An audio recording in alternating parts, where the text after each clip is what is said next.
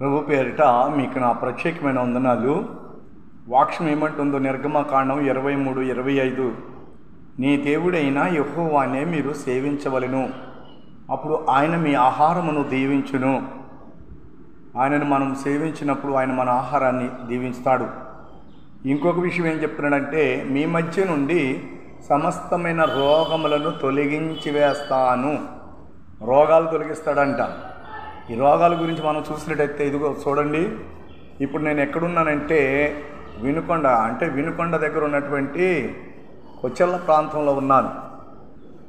దేవుడు అనేక ప్రాంతాలకి నన్ను నడిపిస్తున్నాడు. ఎంత భాగ్యమో చూసారా. ఖాళీ లేదు. అందరూ అయ్యా అయ్యా అయ్యా మా వద్దకు రా, మా ఇంటికి రా, మా గ్రామానికి రా. ఇదంతా దేవుని వల్ల కలుగుతున్న గొప్ప అద్భుతమైనటువంటి ఆశీర్వాదం. మొన్న ఎర్రపాలెం అంటే ఏదో ఎర్రపాలెం ప్రాంతానికి వెళ్ళాము. అక్కడ ఒక రాత్రి మీటింగ్ పెట్టాము. అనేక మంది వచ్చారు. తర్వాత అక్కడి నుంచి అక్కపాలెం అంట. చాలా చిత్రాలుగా ఉంటాయి ఈ ఊర్లు కదా. అంతా అడవిలే. అక్కపాలెం అడవులు, రామలాపాడు అడవులు, బొల్లాపిల్లి అడవులు, ఇవి దాటుకుంటూ వెళ్తున్నాం. బండి మీద వెళ్తున్నాం. రాత్రి వేళ. ఆ రోజు రాత్రి ప్రయాణం చేస్తున్నప్పుడు అడవుల్లో అంటే 8 గంటలకి ఇక్కడగా వినుకొండ నుంచి బయలుదేరాను. అడవుల గుండా ప్రయాణం చేసుకుని వెళ్తేప్పుడు ప్రభువుకు ప్రార్థన చేసుకున్నాను, నేవా మీరు తోడై ఉండండి అని. ఆ రాత్రి అక్కడ ప్రార్థన చేస్తే ఇంకా కొంతమంది ప్రాంతాలు ఉన్నాయి, కొత్త కొత్త ఊర్లు. ఆ ఊరి పేర్లు మరి నాకు తెలీదు. నడిగడ్డ, తర్వాత ఇంకా చాలా విచిత్రమైన ఊర్లు ఉండండి. ఇక అరికొండపాలెము, ఇక ఎన్నెన్నో ఊర్లు. ఈ ఊరి పేర్లు నాకు తిరగు. ఈ పూర్వం ఇలాగా చాలా ప్రాంతాలు తిరుగుతున్నాం. దేవుడు ఈ వాక్యం చూశారు కదా మీరు. ఏమని ఉంది? 23:25లో ఉంటుంది. ఆ వాక్యం మనల్ని ఏం చేస్తుందో తెలుసా? ఆశీర్వాదానికి కారణంగా ఉంది, దీవెనకు కారణంగా ఉంది. మన ఆహారాన్ని కూడా దేవుడు దీవిస్తాడు. మన మధ్య నుండి రోగాలను తీసివేస్తాడు. మీకు తెలుసా, ఈరోజు ఒక దయ్యాన్ని ఎదిరించాను. కారణం ఏంటో తెలుసా? ఒక ప్రాంతం వెళ్ళాం. ఆ ప్రాంతంలో కావుడికి కాళ్ళు నొప్పులు అన్నది, అరికాళ్ళు, మోకాళ్ళు. అయ్యా కొంత దూరం వెళ్తుంటే తిమ్మిర్లు వచ్చేసి కూర్చుంటే పర్వాలేదు, నుంచుంటే పొట్లు వచ్చేస్తున్నాయి, తిమ్మిర్లు వచ్చేస్తున్నాయి. 5 లక్షలో 6 లక్షలో పెట్టారంట. ప్రయోజనమేమీ కనబడలేదు. ఇక నేను వెళ్ళాను. కొన్ని గృహాలకు ప్రార్థన చేసి, టైం లేదు వెళ్ళిపోతానంటే, అయ్యా రాని వాళ్ళ అమ్మాయి తీసుకెళ్ళింది. ప్రార్థన చేయగానే ఆమెలోకి దురాత్మ వచ్చింది. ప్రభువు ఒక మాట అన్నాడు తెలుసండి, బలహీనపరచు దెయ్యమా. ఈ రోగాలన్నీ ఏమనుకుంటున్నారు? దెయ్యాలు. దెయ్యాల వల్లనే రోగాలు కలుగుతాయి. దెయ్యాల వల్లనే మెంటల్గా ఉంటారు. దెయ్యాల వల్లనే బలహీనతలు.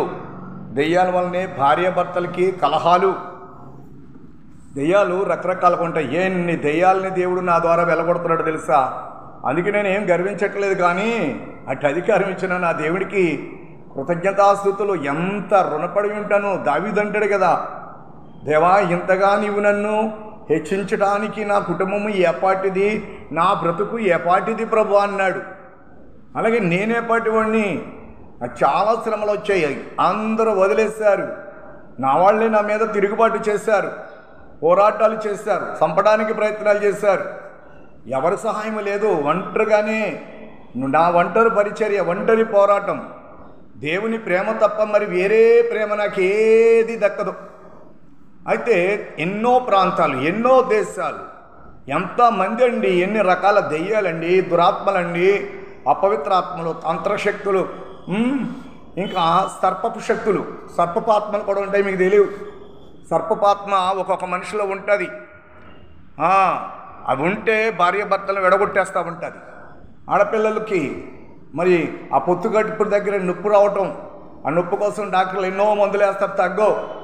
అలా లంబడి పిల్లలు ఎక్కువ, వాళ్ళకి ఏ ప్రాబ్లమ్స్ చేయవేసి ప్రార్థన చేసుకున్న తర్వాత అపవిత్రాత్మ, ఆ సర్పపాత్మ బయటకు వస్తుంది.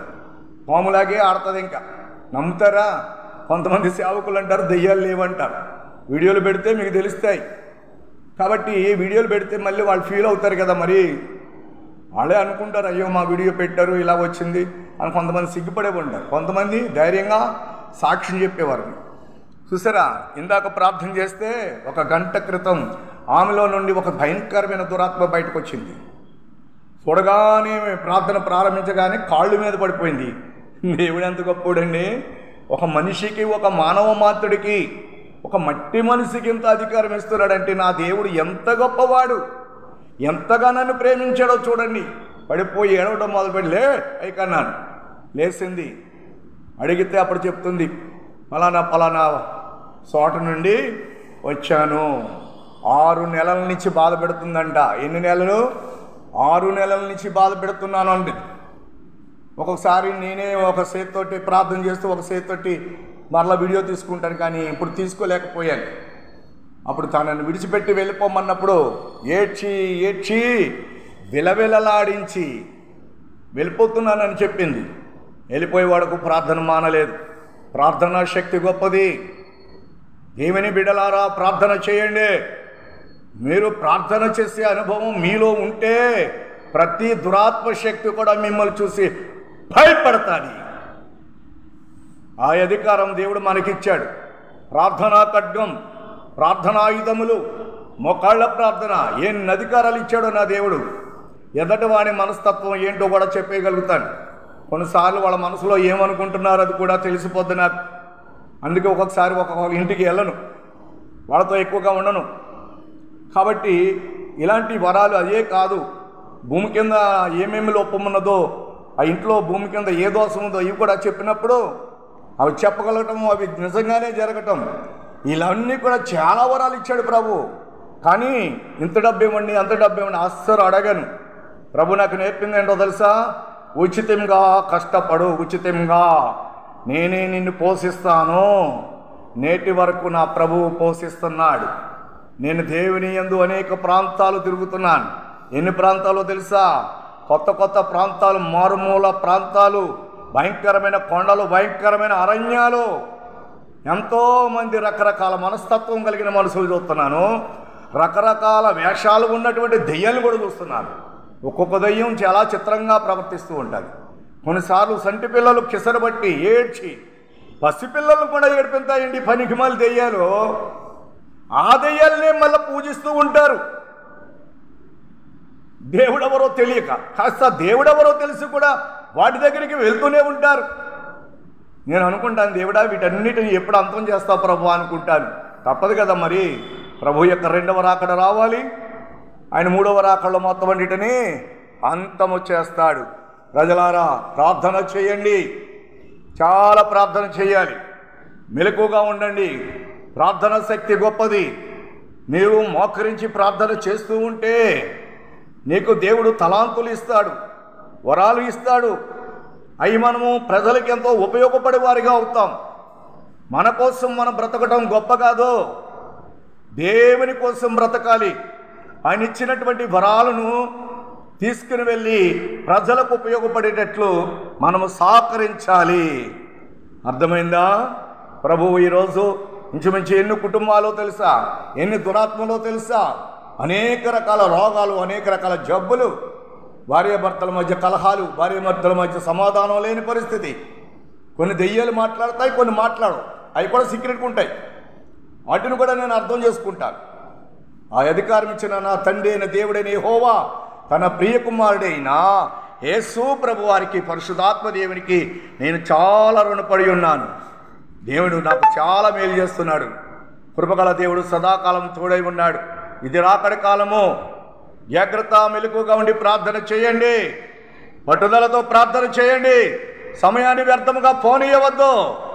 మనము ఒక్క వంతు దేవుని ప్రేమించి భయభక్తులు కలిగి ఉంటే ఆయన అనేక రెట్టింపులు మనం ప్రేమిస్తాడు.